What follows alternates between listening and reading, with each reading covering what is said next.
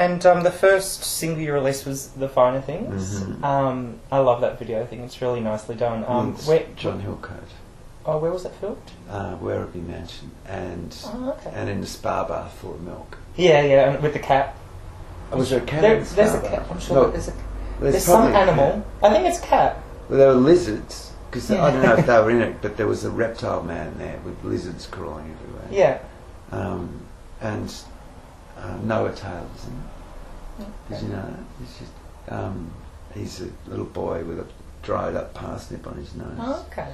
And it's really sumptuous. It's over a the really top. nice video, yeah. And the spa bath. Very lavish. Yeah. Yeah. This milk in the spa bath was in somebody's backyard, and I don't know, a month later, or for a month, the pumps were spitting out cheese. Oh, really? Yeah, it wasn't real milk; it was powdered milk. Okay. I remember that. But it's just it's so over the top.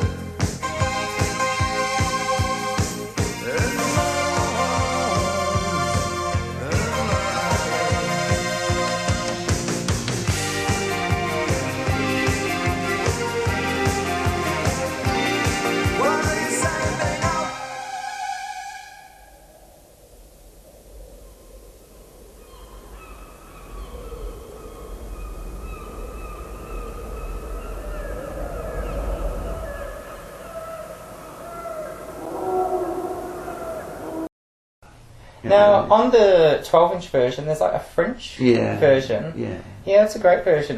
Did you study French? Or? Yeah, I did it at school. And at uni. Yeah. As the cat goes down. Yeah. This might get back up there. And as far as the band goes, you did a lot of really high-name, like, support acts for big bands and stuff. Lots of opportunities. Did you start off support act for INXS first? Yeah, well, we did. We were playing at the ballroom because that was like our native territory in the early Beargarden days. And one of the support slots we got there was INXS. Yeah.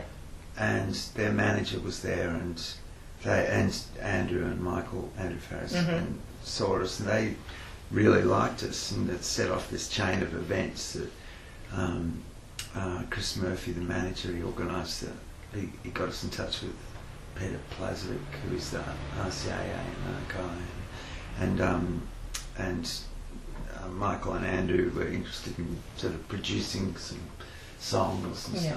And is that, you know, that song 60 Perfect Windows, was that recorded I think that earlier than all the other stuff? Yeah. Yeah. That was recorded earlier than the album. And you just got it out of the archives as a B-side later on? Yeah. When I Write the News was released? Yeah, that was produced by Andrew and Michael. We did a few, we did a few with them. We were always trying to get it together to do it, but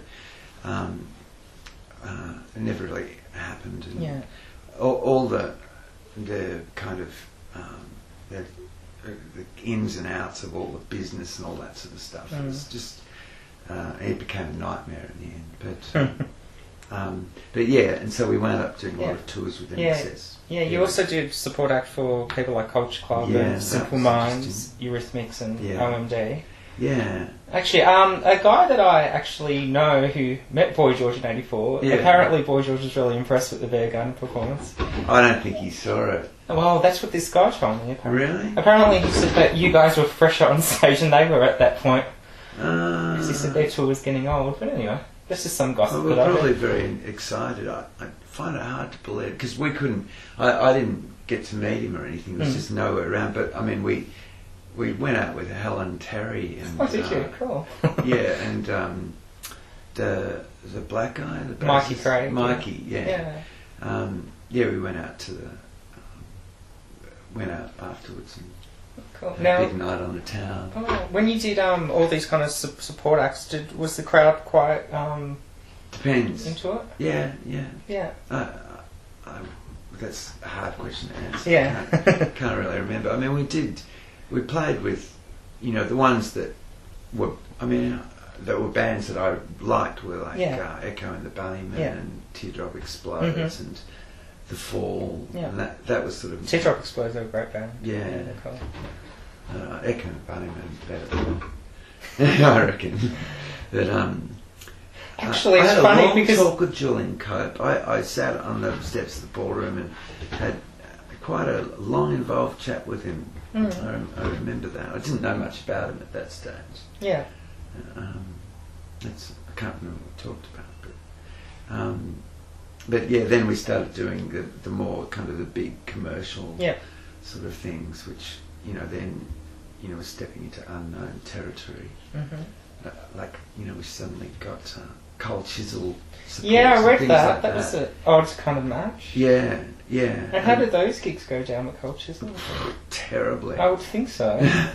And Because like your sound compared to their sound, that's kind of more bogey kind of. yeah, really. exactly. Yeah, that was frightening. I can imagine. Did you read that thing I wrote? It. It's like a. I'm not sure, but Jimmy Barnes was really nice. Okay.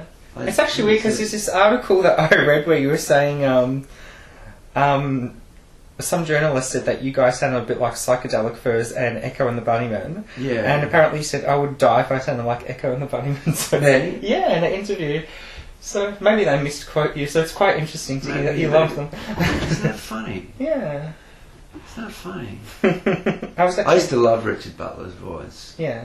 I definitely got influenced by him. But David Bowie is my biggest vocal influence by a mile. I used to just love David Bowie.